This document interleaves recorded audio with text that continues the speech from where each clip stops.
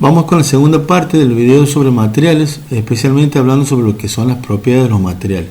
Antes que nada hay que saber entonces de que muchos de los materiales que utilizamos hoy por hoy y estudiamos en tecnología los materiales no se encuentran directamente en la naturaleza, sino que deben ser transformados mediante un proceso productivo. Por eso hay que diferenciar entonces lo que es materia prima y material.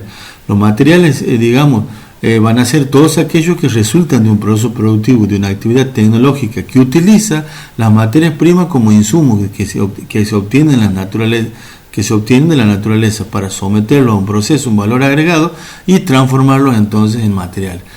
Así de esta manera, materia prima puede ser entonces la madera y un material puede ser el papel, porque a partir de la madera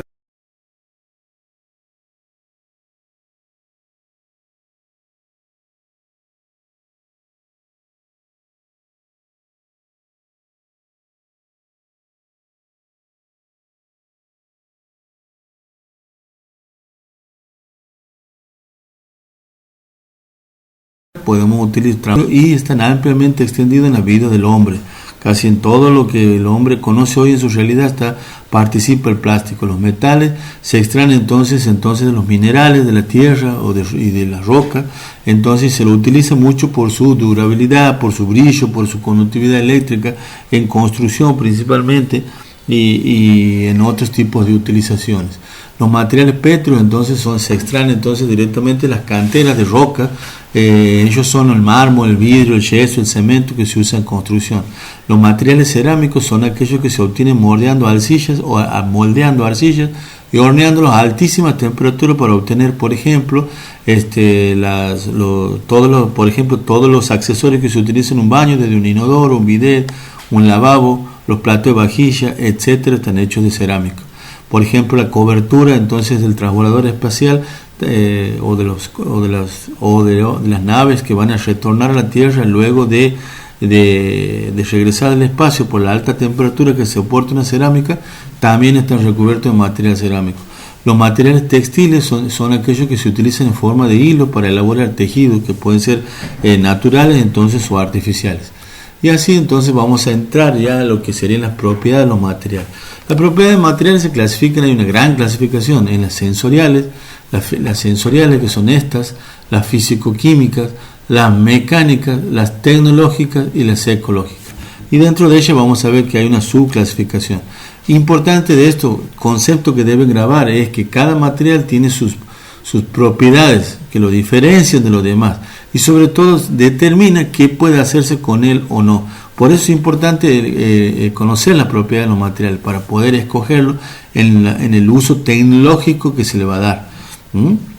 Vamos a ver las propiedades sensoriales. Las primeras de ellas son el color y brillo, o sea, cada material tiene su color y brillo característico. Por ejemplo, los metales se distinguen así, por ejemplo, de las maderas por su color y su brillo. La textura, todos los materiales tienen textura. Si nosotros tocamos los distintos tipos de material, a nuestro tacto vamos a poder detectar entonces esas texturas suaves, rugosas, frías, calientes, etcétera, o tibias. Depende entonces del tipo de material. Por ejemplo, un metal va a estar muy frío cuando el ambiente está frío, o va a estar caliente en una tarde siesta, por ejemplo, aquí en nuestra ciudad. Luego vienen las propiedades física-químicas. Las propiedades físico-químicas son, por ejemplo, son aquellas relacionadas con el comportamiento del material frente a acciones externas. Por ejemplo, la transparencia.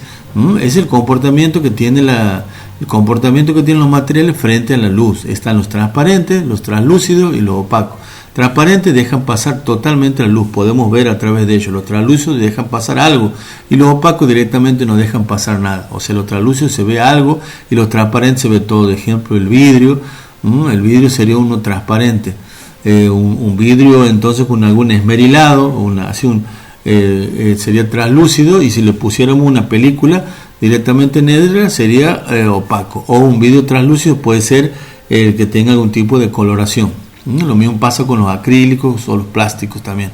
La oxidación hace referencia al comportamiento del material frente al oxígeno, es decir, el oxígeno, componente fundamental de la atmósfera, entonces reacciona con los materiales, degradándolos entonces de a poco, atacándolos, más aún con la combinación de la acción de la luz solar sobre cada uno de ellos.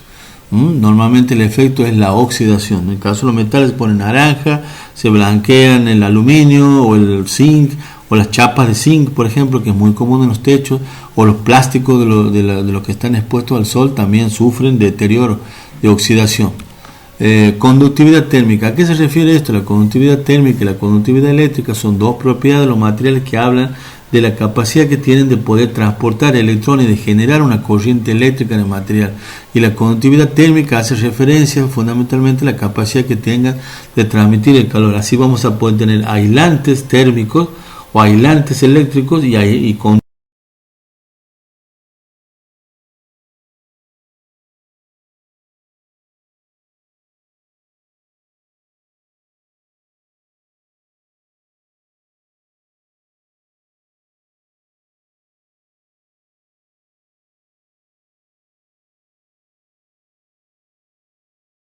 conductores térmicos como los plásticos. Después también tenemos la dilatación térmica, es decir que esto es una propiedad que es universal a todos los materiales, que cuando reciben calor o aumentan su temperatura, por ende vamos a poder ver entonces que lo que sucede es que se produce una dilatación, aumenta su volumen manteniendo la masa, mientras que cuando sucede al revés, la temperatura baja, disminuye entonces la temperatura, disminuye su volumen manteniéndose la masa, o sea, se contraen.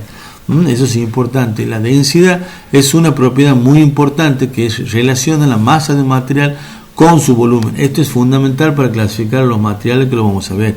Por ejemplo, si nosotros tomáramos una pelota de tenis que esté hecha entonces de hormigón y otra que esté hecha del mismo tamaño y una pelotita de tenis hecha de tergopol, vamos a poder ver que las dos tienen el mismo volumen, pero sus pesos, si lo ponemos en una balanza, son ostensiblemente o muy diferentes entre sí. Quiere decir que sus densidades son distintas. El hormigón es mucho más denso, tiene mucha más masa por unidad de volumen que el tergopol. Eso es importante que entendamos el concepto de densidad en tecnología de los materiales. Después viene lo que se llamarían las propiedades, ya hemos visto las sensoriales, físico-químicas. Vamos a ver las propiedades mecánicas. Las propiedades mecánicas son la dureza, es la resistencia que tiene un material a ser rayado. Por ejemplo, eso lo clasifican en duros o en blandos. Después viene la tenacidad y la fragilidad. La tenacidad es la capacidad que tiene para aguantar entonces esfuerzo como golpes sin romperse. En cambio, la fragilidad es todo lo contrario. Es decir, entonces es cuando le damos un golpe y el material se rompe directamente. Por ejemplo, el vidrio. Y el otro puede ser un pedazo de metal. La elasticidad y la plasticidad. La elasticidad es la capacidad del material que tiene de, al ser sometido a una fuerza, de deformarse y luego que se desaparece esa fuerza que está actuando, recupera su forma. Mientras que eso sería en elástico, un material elástico, y un material plástico sería aquel que se deforma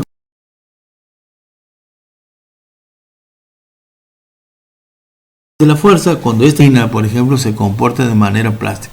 Y la resistencia mecánica es la capacidad que tiene el material de poder soportar diferentes tipos de esfuerzos mecánicos sin romperse, de torsión, de flexión, de compresión, de estiramiento, etcétera, distintos esfuerzos que vamos a tener, podemos someter. Después vienen las propiedades tecnológicas. Las propiedades tecnológicas hacen referencia al comportamiento que tienen los materiales respecto a dentro de lo que es el proceso productivo de fabricación o de industrialización del material. Por ejemplo, la fusibilidad es la capacidad que tienen los materiales de poder cambiar de estado, de pasar de sólido a líquido a una determinada temperatura. Por ejemplo, el cobre tiene mayor fusibilidad que el hierro. El cobre funde a menos temperatura que el hierro, a 1300, y que el vidrio. El vidrio funde a 700, 1300 el cobre, 1500 el hierro, por ejemplo. La ductibilidad es la capacidad que tienen los materiales de formar hilos, que se estiran para poder formar fibras y otros tipos de materiales a partir de ellos. Por ejemplo,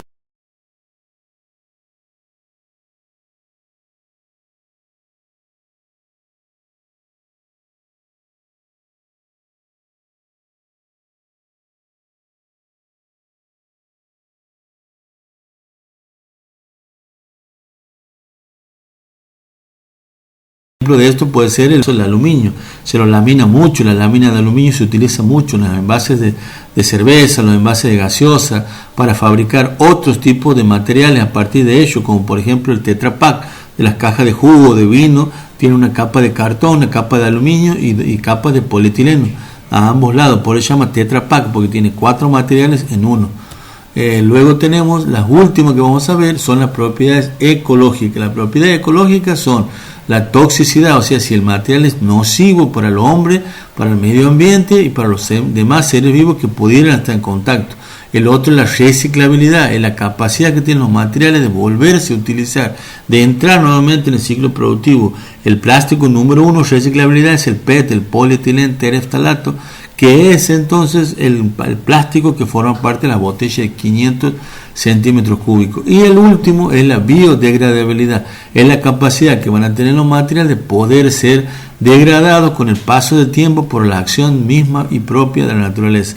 Por ejemplo, un trozo de plástico, de una bolsa plástica, es menos biodegradable que un trozo de papel de una servilleta descartable. En cuestión de días o semanas el papel está degradado, mientras que la bolsa le va a llevar mucho más tiempo, hasta años, poder degradarse, entonces hasta que se integre entonces a lo que es el ecosistema donde ha sido descartado. Bien, así de esta manera hemos podido completar la historia de los materiales, el impacto en la vida del hombre, y ahora hemos visto lo que son materiales, materia prima y todas las que son sus propiedades.